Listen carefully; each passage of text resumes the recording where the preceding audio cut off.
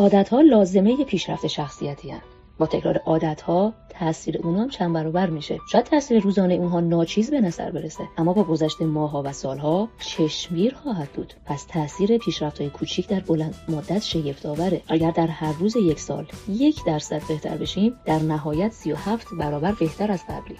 از اونجا که عادت‌های روزانه ناچیز به نظر میرسه، معمولا اونها رو نادیده میگیرید. اگر 3 روز تو هفته به باشگاه بریم، هنوز اضافه وزن داریم. اگر امشب 1 ساعت زبان چینی، فرانسوی، انگلیسی بخونیم، هنوز هم این زبان رو یاد نگرفتیم. درسته که تغییرات کوچیک انجام میدیم، اما به نظر میرسه که نتایج هرگز سریع به دست نمیاد و همین هم باعث میشه که به شرایط قبلی خودمون برگردیم. متاسفانه فرایند کند تغییر اجازه میده عادت‌های بد خیلی راحت شکل بگیرن و به وجود بیان. گرفتن تصمیمی که اوضاع رو 1% بهتر یا بدتر کنه شاید در لحظه بی اهمیت به نظر برسه، اما در مجموع لحظاتی که یک عمر رو تشکیل میده، این انتخابا میتونه تفاوت ایجاد کنه. تفاوت بین کسی که هستیم و کسی که میتونستیم باشیم. پس موفقیت محصول عادت‌های روزانه است، نه یک تغییر بزرگ و یهویی تو کل زندگی. یعنی مهم نیست در حال حاضر چقدر موفق یا ناموفقید.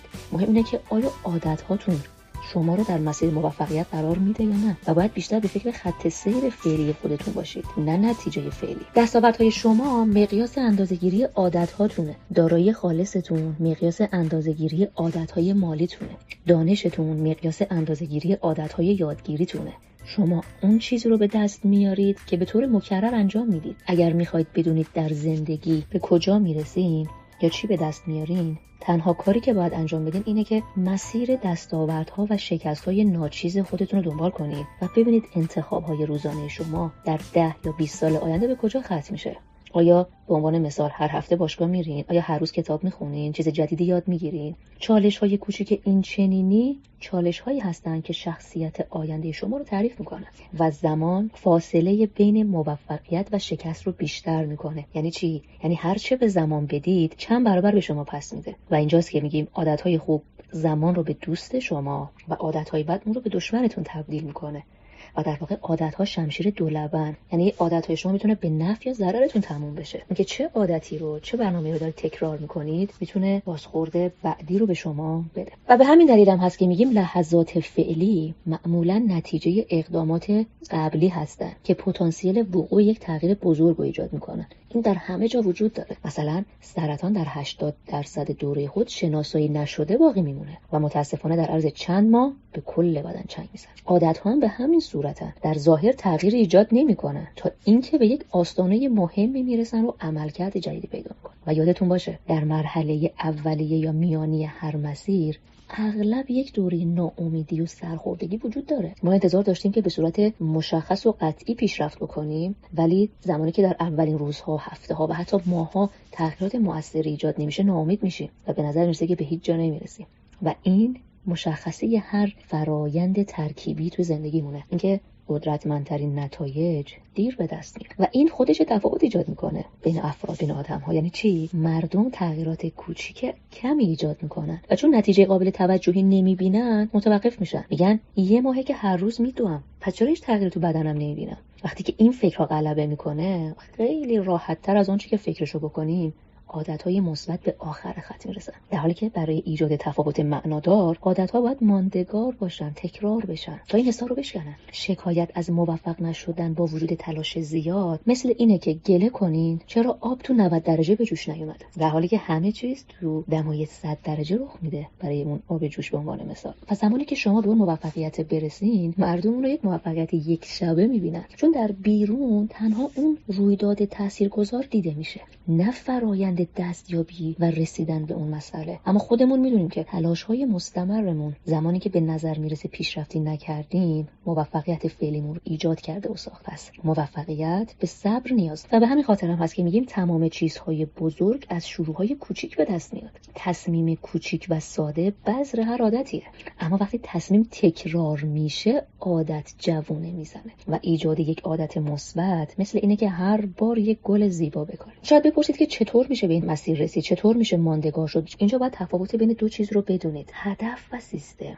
نتایج با هدفی که تعیین کردید ارتباط کمی داره و تا حد زیادی به سیستمی که دنبال میکنین بستگی داره. یعنی چی؟ چه فرقی با هم دارن؟ اهداف به نتایجی مربوطه که میخواید بهش دست پیدا کنید. میخوام لاغر شم، میخوام خوش‌هیکل شم، میخوام چاق شم، میخوام این زبان رو یاد بگیرم، میخوام این بیزینس رو راه بندازم. این میشه هدف. در حالی که سیستم با فرایندهای سر و کار داره که به اون نتایج منجر میشه. شما میخواید یک بیزینس راه بندازید، این هدف شماست. سیستم شما عبارت از شیوهی که ایده هاتون رو آزمایش میکنید، نیروهایی که استخدام میکنید، کمپین های بازاریابی و فروشی که راه میندازید. یا موسیقیدان هستید، هدفتون اینه که یک اثر هنری جدیدی خلق کنید. این هدفتونه که میشه نتیجه خروجی. سیستم شما عبارت از میزان تمرین، بررسی و برآمدن از عهده اجرای قطعات مختلفه. پس این تفاوت بین هدف و سیستمه. به همین خاطره که میگیم تنها راه پیروزی اینه که هر روز تمرین کنید. یعنی این سیستم رو ادامه بدید. و اگر به دنبال نتایج بهتری هستین، تعیین اهداف رو فراموش کنید و به جای اون بر سیستمتون تمرکز کنید. منظور از این حرف چیه؟ آیا هدف کاملا یا اهداف کاملا بی‌فایده‌ان؟ معلومه که نه. اهداف برای تعیین مسیر مناسبن، اما برای پیشرفت کردن سیستم ها بهترین چیز ممکنن. مسیری که انتخاب میکنید، تمرینی که شما انجام میدید. برنده ها و بازنده ها اهداف یکسانی دارن. در مسابقات المپیک همه میخوان نفر اول بشن. آیا همه به این هدف میرسن؟ نه. پس اهداف نمیتونن وجه تمایز برنده از بازنده باشن. هدف همیشه وجود داره، تنها زمانی به نتیجه متفاوت دست پیدا میکنه فرد که سیستمی از پیشرفت‌های کوچیک و مستمر ایجاد بکنه. فکر بکنید که اتاقتون نامرتبه، میخواید اون رو تمیز کنید. شما انرژیتون رو میذارید، زمان رو اختصاص میدید، اتاق رو مرتب میکنه. اما اگر سیستم بی‌نظمی قبلیتون که باعث نامرتب شدن اتاق شده رو ادامه بدید، دوباره به همون حالت برمیگرده. پس اونجایی که هیچ وقت سیستم خودتون رو تغییر ندید، بازم به همون نتیجه میرسید. توی مثال تمیز کردن اتاق، شما علائم یک مشکل رو برطرف کردید، اما در علت اون تغییر ایجاد نکردید. پس دستیابی به هدف فقط تو همون لحظه زندگیتون رو تغییر میده و فکر میکنید به اشتباه که بعد نتایج خودتون رو تغییر بدید، در حالی که نتایج مشکل ساز نبوده. چیزی که حقیقتا باید تغییر کنه سیستمیه که اون نتایج رو ایجاد کرده. زمانی که مشکلات رو در سطح نتایج حل کنید، فقط موقتا حلشون کردید، فقط موقتا اتاق مرتب شد. ولی برای رسیدن به نتیجه مورد نظر باید مشکلات رو در سطح سیستم حل کنید و داده‌های ورودی رو تغییر بدید تا بازه خروجی خودش تغییر کنه. زمانی که تمام تلاشتون رو روی هدف خاص متمرکز بکنید، بعد از رسیدن به اون دیگه چه چیزی میتونه شما رو به جلو هل بده؟ در واقع